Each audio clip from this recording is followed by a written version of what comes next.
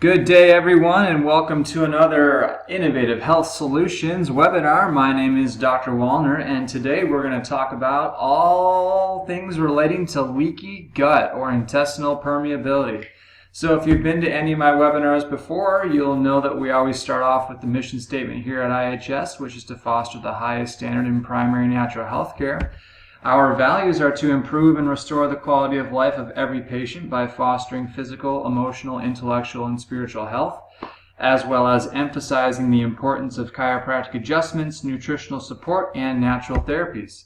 Once again, my name is Dr. Wallner. I am a chiropractor, functional medicine practitioner, and applied kinesiologist. Please connect with us on social media. We have 3 different platforms here, Instagram, Facebook, and YouTube, so you can find us all there. We're always posting informative health and wellness news and media and little tips and tricks that you can use to increase your health and wellness. So let's dive right in, but before we do, let's talk about some goals. We're going to talk about why your gut matters, how the gut works, what is leaky gut, why you should see your chiropractor for leaky gut, and finally what to do about it aside from chiropractic adjustments. So we're going to give you some really practical solutions here as well. The shift in our perception of bacteria from pathogen and enemy to our most important health ally represents the greatest turnaround in science and medicine in 150 years. So all of the literature and the research is really shifting from an understanding of giving tons of antibiotics to supporting the gut bugs that are good for us in our colon and in our small intestines. So let's talk more about that. There is actually more DNA in the bugs that are inside our gut than we have DNA in our human genome. So that kind of makes you wonder who's controlling who. The microbiome, or the environment of our gut bacteria in our small intestine, in our large intestine, is really what helps us have good health. So we're going to talk all about that tonight. Just some terms for you here on the right. Dysbiosis is the imbalance in the gut microbiome. Different than dysphonesis, which is a neurologic state that we check for here in the office as well.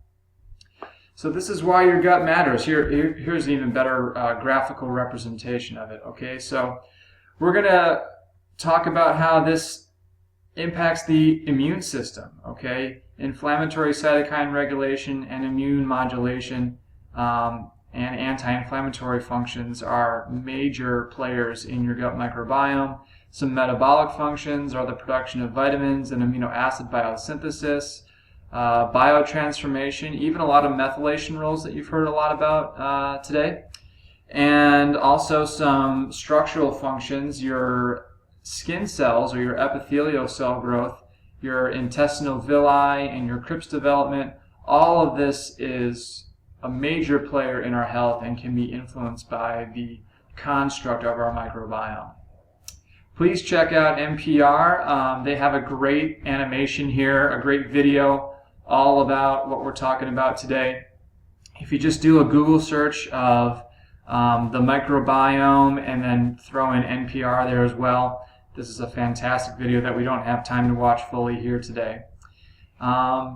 When does this all start? It all starts with birth. So as the baby exits the birth canal, you do get that inoculation of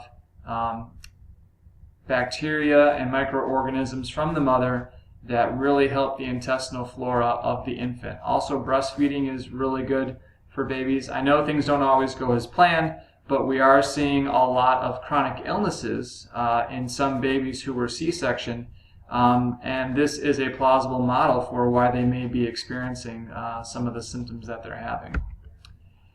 Again, here's another graph showing the incidence of immune disorders kind of going up over the past 50, 60 years, and this is looking at multiple sclerosis, Crohn's disease, type 1 diabetes, and asthma. And so the point of this is just to show how we've got a huge rise in these diseases, and we're also seeing a lot more of dysbiosis, or leaky gut, if you will, and intestinal permeability. So just a little bit of humor here for you. If you enjoy pizza like I do, pizza is not so great for your gut in a lot of different ways. But we can talk more about that later. Here's what leaky gut is all about. If I were to direct your attention to this picture right here, Here's your intestinal junction. Okay, you've got all these cells lined up side to side. Leaky gut is when what's going in through our intestines gets out into our bloodstream. Okay, so there's two ways that this can happen. They can go between the cells, or as this picture demonstrates, they can go right through the cell. Okay, so that's when your immune system sees food, undigested food, and then it says, why is that there? And so it starts attacking the food that's in our bloodstream that wasn't digested. So we're going to talk more about that as well. Here are some things that leaky gut can cause, everything from cerebellar ataxia or bloating, gut-brain axis dysfunction, depression, immune system abnormalities, and autoimmunity. So if you've ever felt dizzy or like you had a headache after you had some bread, that could be a sign of some gluten sensitivity there. A little bit about how mucus can accumulate in the gut. So again, if these are those cells we were talking about earlier, what can happen is we can have growth of mucus all on top of those cells, which prevents their ability to absorb nutrients and make all those vitamins we were talking about. So one of the ways we fix that is with what we have here is called Galt Fortifier. Okay, we have okra in Galt Fortifier, which is going to cling to that mucus plug, and we have pepsin, which is going to help dissolve and remove all of that to fix the mucus plug there. Just to backtrack a little bit back to small intestinal bacterial overgrowth, or SIBO, relative to the colon, the small intestine is supposed to have considerably less bacteria. Overgrowth or infection of pathogenic bacteria, sometimes candida, can overwhelm the small intestine, which can really throw off your gut balance. So if you've ever really felt bloated shortly after you've had a meal, that can be a sign of your small intestine having a hard time breaking down that food, because we have some overgrowth of some bad bugs in there. Here's an example of a standard Western diet, if you will, or if you've ever watched Parks and Recreation, this is the famous paunch burger diet. Again, more mechanisms of leaky gut: alcohol, gluten consumption, processed foods, excess sugar, all of your xenobiotics. Helicobacter pylori can really upset the stomach. Our stressful lifestyles right here, these are our catecholamines and our hormones, especially the stress hormone cortisol. Thyroid imbalances can throw off and cause leaky gut. And then, of course, any kind of neurologic function with that gut-brain axis connection, brain trauma, closed head injuries, strokes, and neurodegeneration. So leaky gut can cause chronic fatigue syndrome, depression, type 1 diabetes, cardiovascular disease, autoimmunity, inflammatory bowel disorders, tons of things going on. In fact, we're seeing a lot of support for a gut issue being a plausible mechanism for a lot of the autism and ADHD disorders and models. So again, we're thinking of the immune system is not a killer, but rather a force that shapes homeostasis within the superorganism. So the relationship between your gut and your immune system is tightly connected. Here's just a graphical representation of some more things that can happen if you don't address your leaky gut and if you don't address intestinal permeability. Okay, polyps can develop. If you don't take care of your gluten sensitivity, you could develop a celiac type condition. You've got Crohn's disease here, some enteritis, diverticulitis, and this is now at the point where you're going to need some medical intervention. Basically we're trying to prevent all of this from going on. So why go to your chiropractor? What are some practical applications? Let's talk about that. The gut is innervated by the spine, specifically the lumbar spine or your low back. So by adjusting and taking care of this part of your back and your spine, you can significantly influence the neurology and the function of your gut. Furthermore, your cervical spine has a major influence over your vagus nerve, which we're going to talk more about later. The vagus nerve connects to every organ in the gut and is a major player in your gut's ability to heal. Now for some commentary about gluten. Gluten is not bad for you. Bad gluten is bad for you. So what you want to do is really try to get any kind of imported breads or baguettes, or even if you can get most of your food organic or imported food, because so much of the food here is genetically modified. Okay, but let's talk about this real quick. what they've done here is they've sequenced the amino acids of gluten or gliadin, and they've also sequenced the amino acid profile of cerebellar tissue, which is in your brain. And they've found 4 similar amino acids here, which is a plausible mechanism for cerebellar ataxia.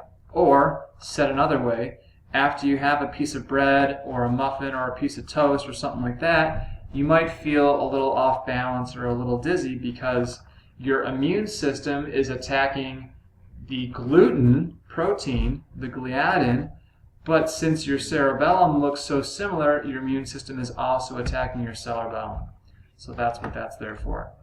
Again, GMO foods, not only are the crops sprayed with Roundup, but now these seeds are also genetically modified to produce their own glyphosate or their own Roundup. So then we're putting this stuff in our bodies and it's really affecting our health. One thing I like to point out here, Echinacea makes its own anti-pesticide. So do come in, let us check you for Roundup, especially if you're a golfer or if you're spending a lot of time on grass and areas that they've sprayed with Roundup. Again, here's the vagus nerve frame here. We got the vagus nerve coming down from the brainstem, okay? And adjustments to this part of the neck or the cervical spine really help the functioning and the firing of the vagus nerve down to the liver, the stomach, your kidneys, your pancreas, your spleen, and then your colon and the intestines.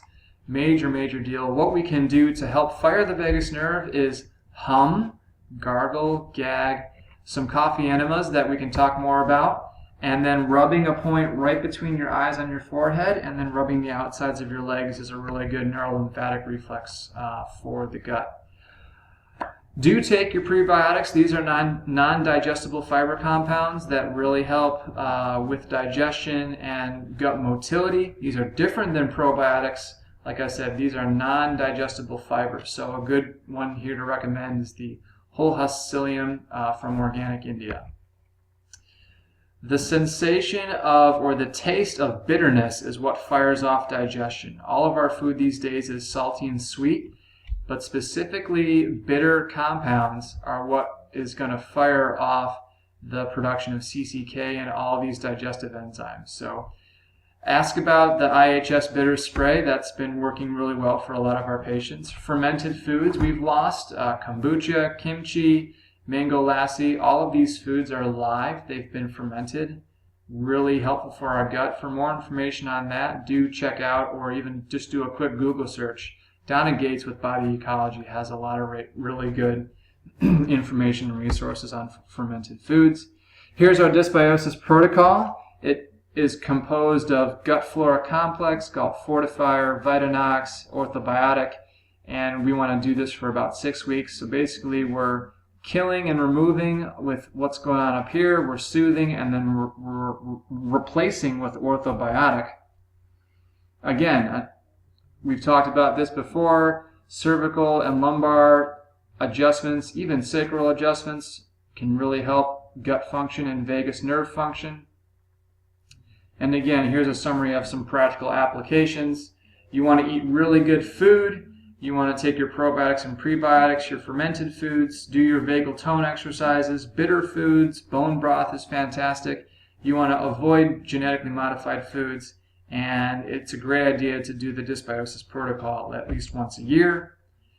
So again, the big idea is to remove foods and factors that damage the gut, replace with healing foods, repair with specific supplements, and rebalance with probiotics.